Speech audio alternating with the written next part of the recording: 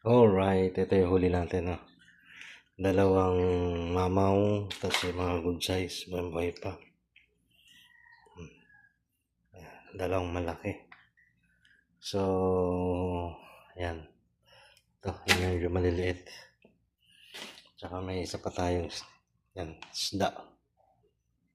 Ayan, ayan, ayan, huli natin. Laki nito. Oh, malaki yan, dalawang yan. Yan yung mga oversize. Giant prawn talaga sila. Laki. Meron tayong tilapia. Medyo maliliit yung iba. Pero good size yan.